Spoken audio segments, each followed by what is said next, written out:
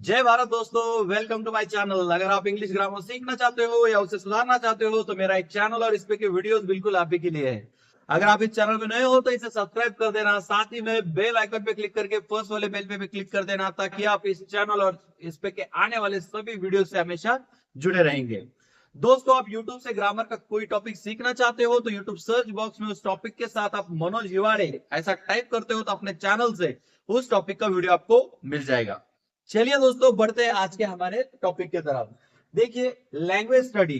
तो दोस्तों, हम देख रहे हैं 10th स्टैंडर्ड इंग्लिश में जो क्वेश्चन फर्स्ट होता है उसमें आने वाले सभी एक्टिविटीज वो सब हम इस सीरीज में देख रहे हैं।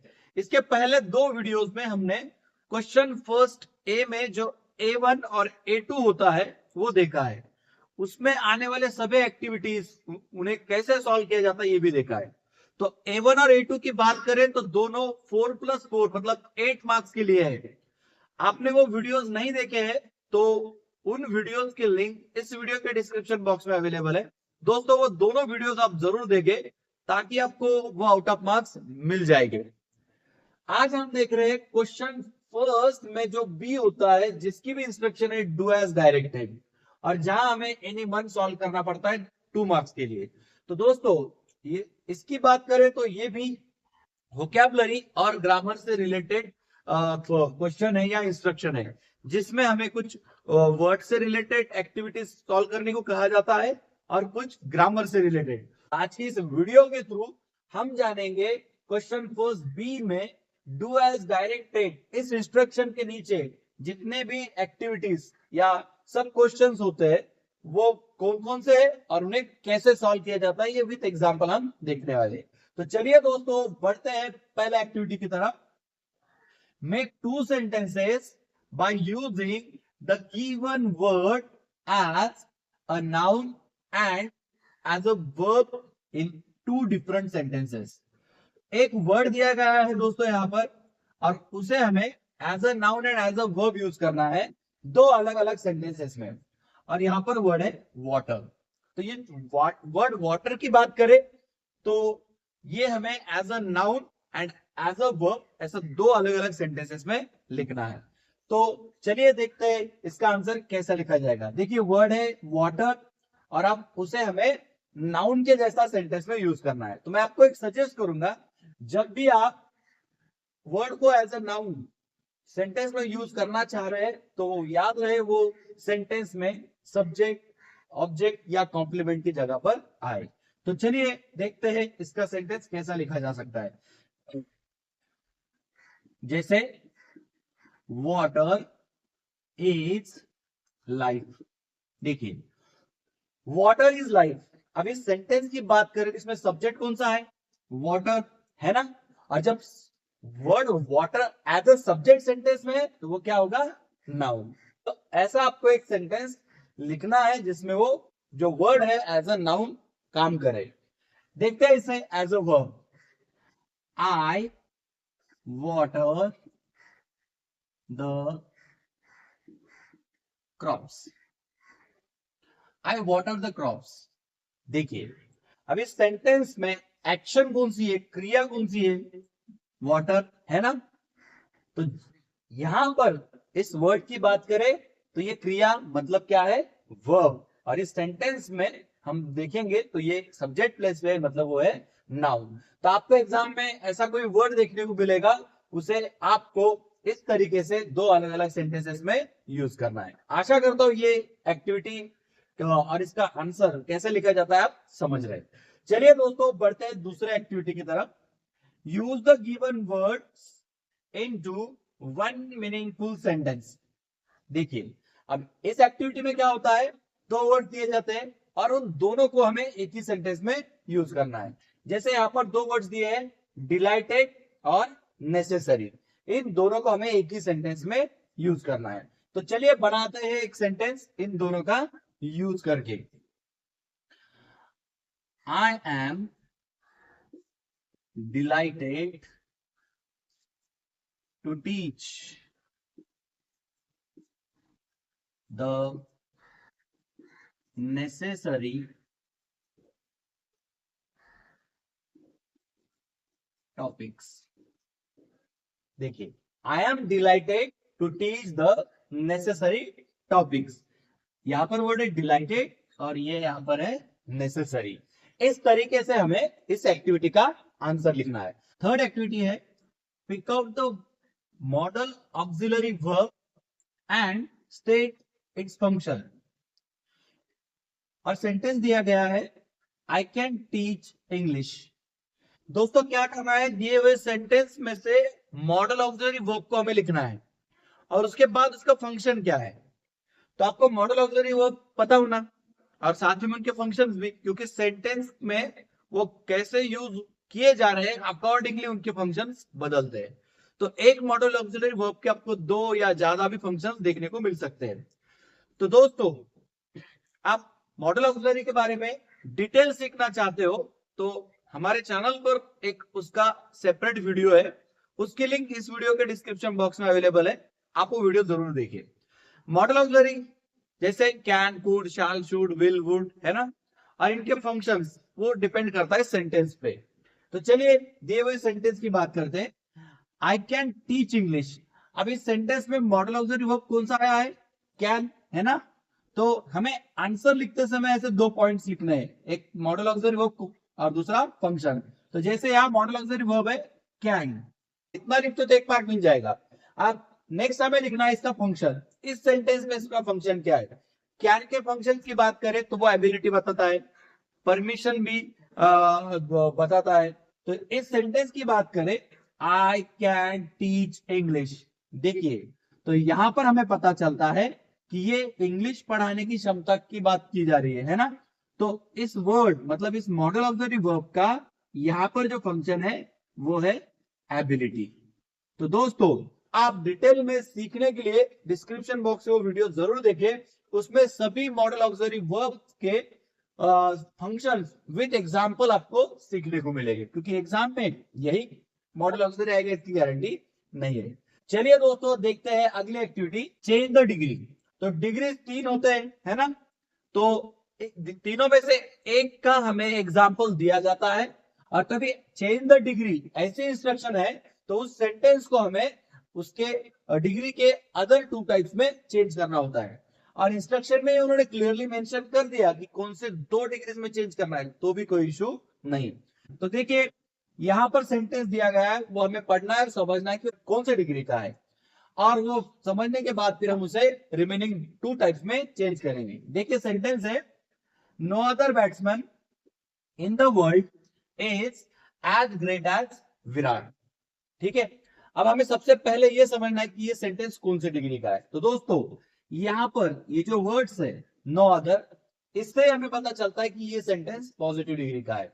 और सबसे इंपॉर्टेंट है यहां पर आना एज या सो एज, जिस सेंटेंस में हमें देखने को मिलता है वो पॉजिटिव डिग्री का ही होता है। तो इससे ज्यादा हमें इसे इंपॉर्टेंस देना जरूरी है। यहां पर ये जो वर्ड है ग्रेट, ये एडजेक्टिव है, ये पॉजिटिव फॉर्म में है। इसका कंपैरेटिव फॉर्म होता है ग्रेटर और सुपरलेटिव फॉर्म होता है ग्रेटेस्ट। तो दिया हुआ सेंटेंस पॉजिटिव डिग्री में होने की वजह से हमें उसे कंपैरेटिव डिग्री और सुपरलेटिव डिग्री में चेंज करना है। दोनों के लिए एक एक मार्क दिया जाएगा, मतलब यहां पर मिलेंगे 2 मार्क्स। तो चलिए दोस्तों इस सेंटेंस को चेंज करते हैं कंपैरेटिव डिग्री में। अब जब कंपैरेटिव डिग्री में हमें इसे चेंज करना है तो हम स्टार्ट करेंगे विराट से। विराट, उसके बाद हमें लेना है वर्ब। इस सेंटेंस में वर्ब है इज, विराट इज। इसके आगे हमें लेना है कंपैरेटिव फॉर्म। कंपैरेटिव फॉर्म होता है ग्रेटर। जैसे हम कंपैरेटिव फॉर्म लेंगे उसके आगे हमें 3 वर्ड जुड़ाने हैं, then, any, other. Virat is greater than any other. अब बचे हुए इतने वर्ड्स हमें आगे जुड़ा देने हैं, क्या, batsman in the world, batsman in the world. देखिए दोस्तों क्वेश्चन है no other batsman in the world is as great as Virat. अब कंपैरेटिव डिग्री में बना Virat is greater than any other batsman in the world. अब इसे हमें चेंज करना है सुपरलेटिव में। सुपरलेटिव में चेंज करने के लिए बड़ा आसान है, हमें ये जो इतने वर्ड्स है ग्रेटर देन एनी अदर, बस इनमें ही चेंज करना है। अब सुपरलेटिव फॉर्म होता है ग्रेटेस्ट, है ना। तो चलिए लिखते हैं सुपरलेटिव डिग्री। विराट इज, ये जैसे कि वैसा सुपरलेटिव फॉर्म है ग्रेटेस्ट, तो हम लिखेंगे द ग्रेटेस्ट। याद रहे द लिखना जरूरी है। Virat is the greatest. अब जितने भी बचे हुए वर्ड्स है आगे वो कॉपी करने जैसे कि वैसे। Batsman in the world, batsman in the world. ठीक है दोस्तों, सेंटेंस बना Virat is the greatest batsman in the world, है ना आसान। तो दोस्तों इस तरीके से आपको डिग्री के 2 सेंटेंसेस लिखना पड़ेंगे। तो आप डिग्री के बारे में डिटेल में सीखना चाहते हो तो अपने चैनल पर उस टॉपिक की भी वीडियोस अवेलेबल है। उन सभी वीडियोस के लिंक इस वीडियो के डिस्क्रिप्शन बॉक्स में आपको अवेलेबल है, आप वो जरूर देखें। क्योंकि डिग्री में सिर्फ ये एक टाइप की सेंटेंस की बात हो रही है, जितने भी टाइप से डिटेल आपको सीखने को मिलेंगे, तो आप वो जरूर देखिए। देखते हैं दोस्तों next activity, analyse the clauses. अब दोस्तों इस इंस्ट्रक्शन की बात करें तो ये सेम एग्जाम में आएंगे ऐसा जरूरी नहीं है, इससे थोड़ा चेंज भी देखने को मिलता है। जैसे name and identify the subordinate clause, या pick out the subordinate clause and state its type, या pick out the main clause, ऐसे भी देखने को मिल सकता है। तो दोस्तों एनालाइज द क्लॉजेस, इस इंस्ट्रक्शन की बात करें तो इसमें डिटेल आंसर लिखा जाता है। बाकी जो भी इंस्ट्रक्शंस मैंने आपको बताए उनके आंसर्स भी इसी में इंक्लूड होते हैं, तो इसलिए मैंने ये इंस्ट्रक्शन लिखी है। चलिए दोस्तों देखते हैं दिया हुआ सेंटेंस और उसका आंसर कैसा लिखना है। देखिए यहाँ पर सेंटेंस है, when we were designing the first computer it all came back to me. अब इस सेंटेंस की बात करें तो इसमें 2 क्लॉजेस है और उनमें से फिर मेन क्लॉज कौन सा, सबऑर्डिनेट कौन सा, उसका टाइप कौन सा, ये सब हमें लिखना है। तो दोस्तों आंसर लिखते समय हमें ऐसे 4 पॉइंट्स में आंसर लिखना है। पहला है मेन क्लॉज, दूसरा है सबऑर्डिनेट क्लॉज, तीसरा है सबऑर्डिनेटर, मतलब उन्हें जुड़ाने वाला वर्ड, दोनों क्लॉजेस को जुड़ाने वाले वर्ड को कहा जाता है सबऑर्डिनेटर। और नेक्स्ट है टाइप ऑफ सबऑर्डिनेट क्लॉज। चलिए दोस्तों इस सेंटेंस को एनालाइज करते हैं। When we were designing the first computer it all came back to me. तो देखिए दोस्तों जहां पर क्लॉजेस की बात है और सेंटेंस में आपको कॉमा दिख रहा है, तो उस कॉमा से पहले चेक करना कि उसमें सब्जेक्ट और वर्ब अवेलेबल है क्या।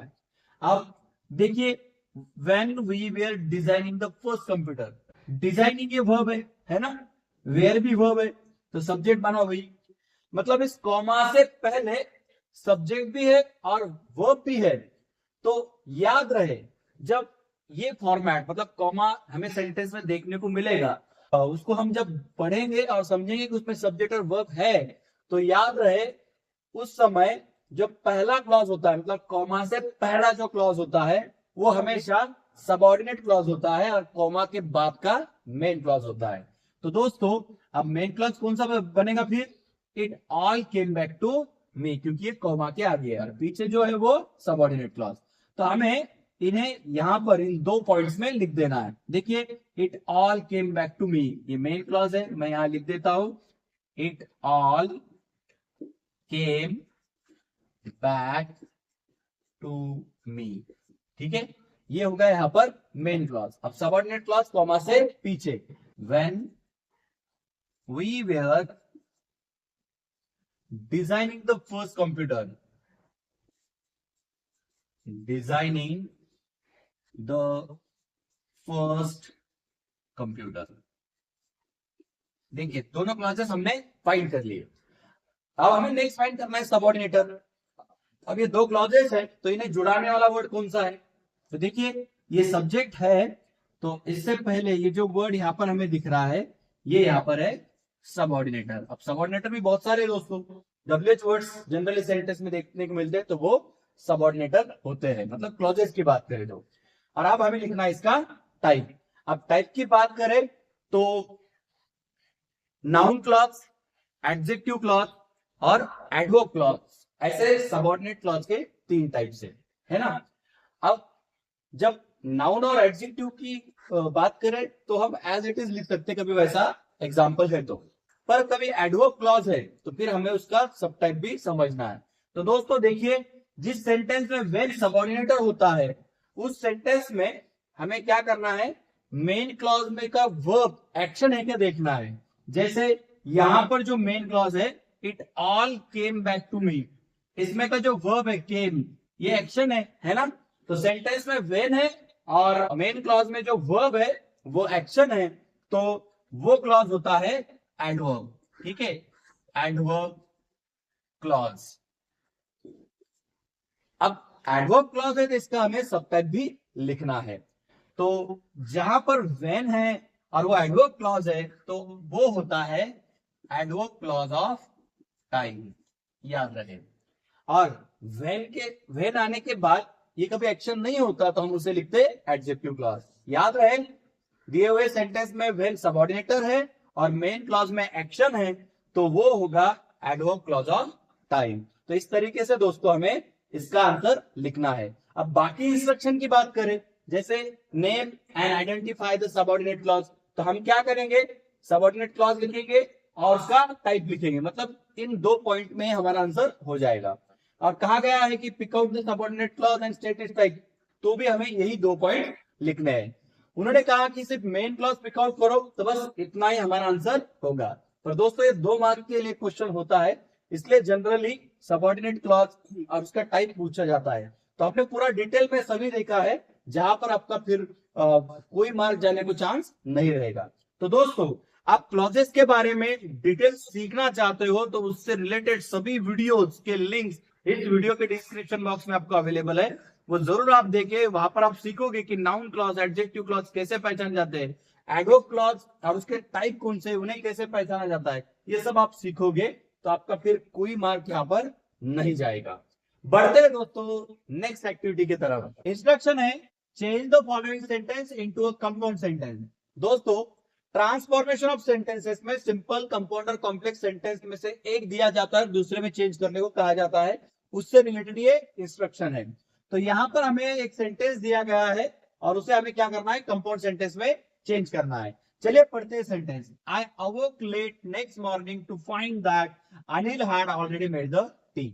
अब दोस्तों ये सेंटेंस हम केयरफुली पढ़ेंगे तो हमें पता चलेगा कि यहाँ पर आई सब्जेक्ट है, अवोक वर्ब है, अनिल सब्जेक्ट है, हैड मेड ये वर्ब्स है।